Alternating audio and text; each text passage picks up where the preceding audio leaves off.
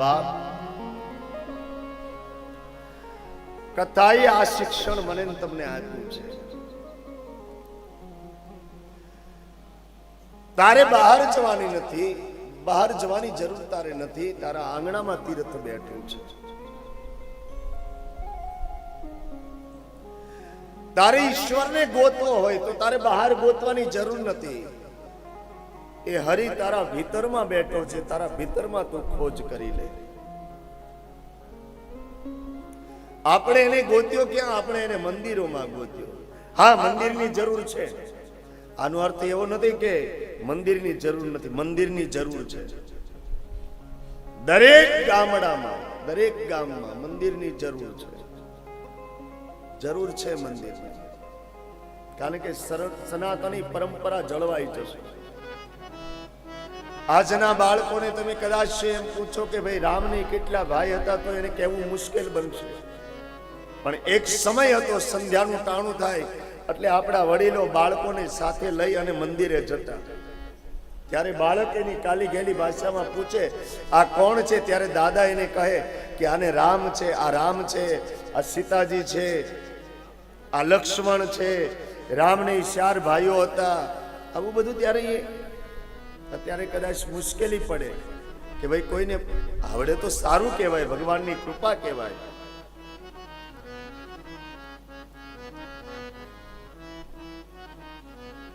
મંદિરની જરૂર છે. આપણે શું કામ મંદિરની જરૂર છે? આટલો બધો આપણે ખર્ચો કરીએ છીએ, આટલું બધું આપણે પરિશ્રમ કરી, આટલું બધું ઉઘરાણું કરીને મંદિરની શું કામ જરૂર છે? આપણે મંદિર શા માટે? આપણે ગામડે ગામડે રામજી મંદિર, ગામડે ગામડે રાધા કૃષ્ણના મંદિર, શિવાલય, આ મંદિરોની શું કામ જરૂર છે? મંદિરોની જરૂર એટલા માટે છે કે જ્યારે આપણા ઉપર આપણા માવતરની સત્ર છાયા ન હોય ને, ત્યારે મંદિરે આપણે જઈ અને 2 હાથ જોડીને ઉભા રહીશું ને, તો આપણને એવો અહેસાસ થશે કે મારું કોઈ બેઠું છે, મારું કોઈ બેઠું છે મારું કોઈ. એટલા માટે મંદિરની જરૂર છે. પણ જે મંદિરમાં બેઠો છે ને, એ મારા તમારા હૃદયમાં પણ બેઠો છે. દરેકના હૃદયમાં બેઠો છે. દરેકના હૃદયમાં.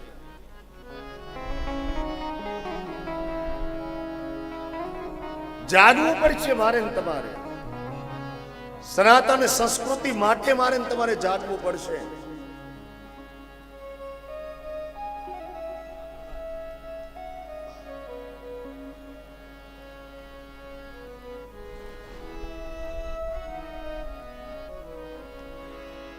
માની લો આપણે કઈ, આપણે ભલે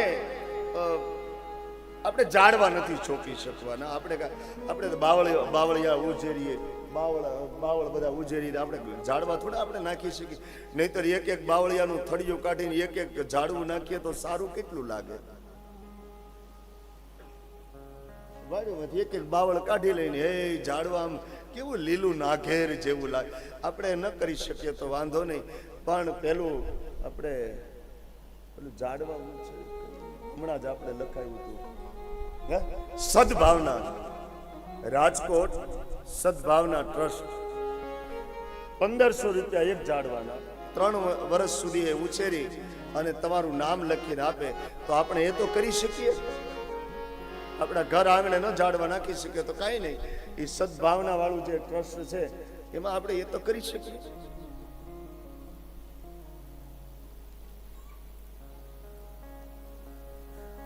પેલા જો દાદા બેઠા, એને કયું દાદા કયું ગામ? આપણે બિલ્લી એમ જોવા આવ્યા હતા. કેટલા બિલ્લી મને જઈ આવ્યો ને. હા, એ તો તમે બધા નહોતા આવ્યા એટલે તમે વિચારમાં પડી ગયા ક્યાં બાપુ આવું લાવ્યા. એ આ ઉંમરે એ દાદાએ જે રંગપુરમાં બિલ્લી જે ઉજેર્યા છે, એકવાર એના માટે ભાવથી આપ બધા તાળીઓથી વધાવો. આ ઉંમરે એટલે અત્યારે તમને એ બાજુ નહીં દેખાય, તમે એમ બાજુ આમ બહુ કેવું સારું ને બસ. આ ઉંમરે એનામાં આટલી જાગૃતિ છે, અને જે બિલ્લી એને ઉજેર્યા છે એ બિલ્લી ના પાન એના હાથે છૂટી અને ભીમનાથ મહાદેવ ને ન્યાય મોકલે છે પાન બિલ્લીના. મિલન દાદાને બતાવ. બસ બસ સરસ. ફરીવાર દાદા માટે તાળીઓ પાડો. સંતરામ આ જાગૃતિ હોવી જરૂરી છે. આ જાગૃતિ હોવી જરૂરી છે. જાગો. આપણી સનાતની પરંપરા તમે જુઓ. આપણી સનાતની પરંપરાને આપણે દર્શન કરવું હોય ને તો ભાગવતનું દર્શન કરો. ભાગવતમાં જ્યારે યજ્ઞનું આયોજન નંદ બાબાએ કર્યું ત્યારે ભગવાન કૃષ્ણએ એમ કર્યું, બાબા આ યજ્ઞ શા માટે, શું કામ યજ્ઞ કરો છો? કે બોલે યજ્ઞ કરીએ તો વરસાદ સારો આવે, યજ્ઞ કરીએ તો આ બધું આપણું આમ બધું ભરણ પોષણ. ત્યારે ભગવાન કૃષ્ણે એમ કહ્યું, બાબા યજ્ઞ કરવો હોય તો તમારે એનો યજ્ઞ શું કામ કરવો? એવું કઈ થોડું છે યજ્ઞ સારો કરીએ તો વરસાદ સારો આવે? પૂજા કરવી હોય તો પ્રકૃતિની પૂજા કરો, પૂજા કરવી હોય તો વૃક્ષોની પૂજા કરો, પૂજા કરવી હોય તો નદીઓની પૂજા કરો, પૂજા કરવી હોય તો પર્વતોની પૂજા કરો.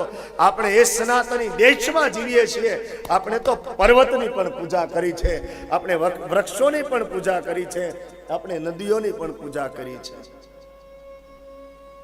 એ આપણી સનાતની પરંપરા.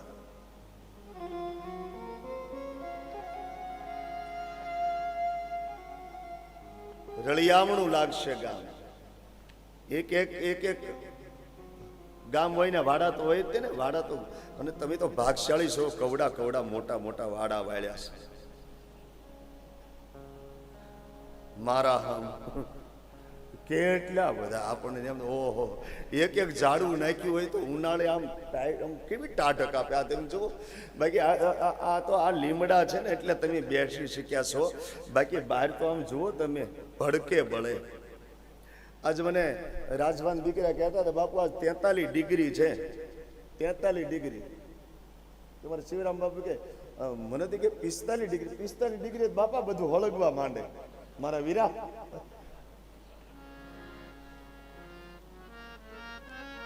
જરૂર પડશે મારા બાપ.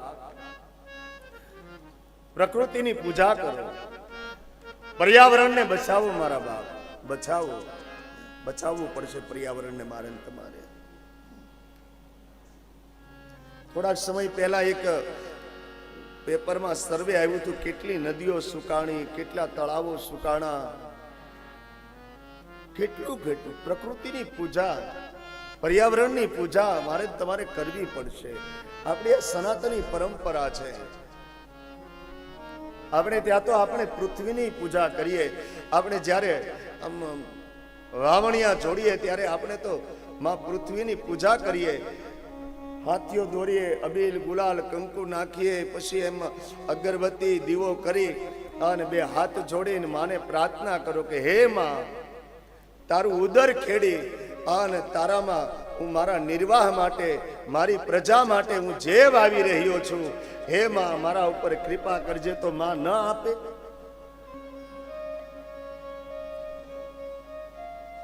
જરૂરી છે. આ બધું આપણી પરંપરા છે.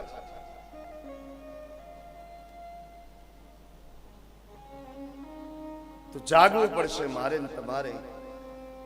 કેવલ જાગવાથી નહીં, મારે ને તમારે જાગૃત પણ થવું પડશે. મારે ને તમારે એનું પાલન પણ કરવું પડશે. પછી આપણે તો પેલું આપણે શું, એ પેલો આમ કરે તો હું આમ કરું, બોલો આમ તો હું આમ નહીં. વ્યક્તિ વ્યક્તિની જાગૃતિ હોવી જોઈએ. બાપ,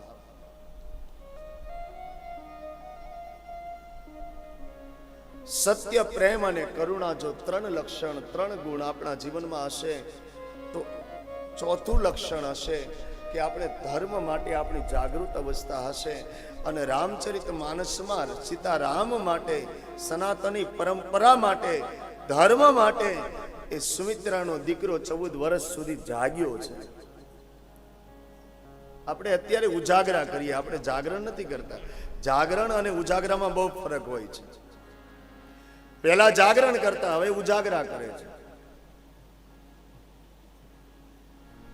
આજે રઘુભાઈ હમણાં બપોર પહેલા જાહેરાત કરી હતી એકાદશી. એકાદશી છે ને આમાંથી રહ્યા હશો ને તમે? હું નથી રહ્યો, તમે બધા રહ્યા એકાદશી? ઘણા રહ્યા હશો. એકાદશી રહેવી જોઈએ, એકાદશી રહેવી જોઈએ. ફરીવાર કહું, એકાદશી રહેવી જોઈએ. શ્રીમદ ભાગવતમાં રાજા અમરીશ એકાદશીનું વ્રત કરતા. આપણે પણ એકાદશીનું વ્રત કરવું જોઈએ. મહિને એકવાર એકાદશી રહેવી જોઈએ અને એ આપણી પરંપરા છે, રહેવી જોઈએ.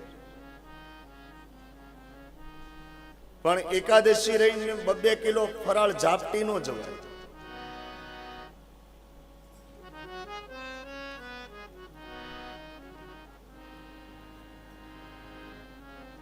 ઘણા તો એકાદશી રહે ને ઘનશ્યામભાઈ, એકાદશી રહે એટલે બીજા ઘરે કોઈને ખબર ન હોય. મહિનો થાય, મહિનો પૂરો થયો એટલે ઘરે કોઈને ખબર ન હોય તો ઓલી એકાદશી એ બટેટા વઘાર્યા હોય, આ એકાદશી એ બટેટા, તોય ઉપાડો લે. હવે ગઈ એકાદશી એ બટેટા હતા ને અત્યારે બટેટા, તમને બટેટા સિવાય કઈ દેખાતું જ નહીં.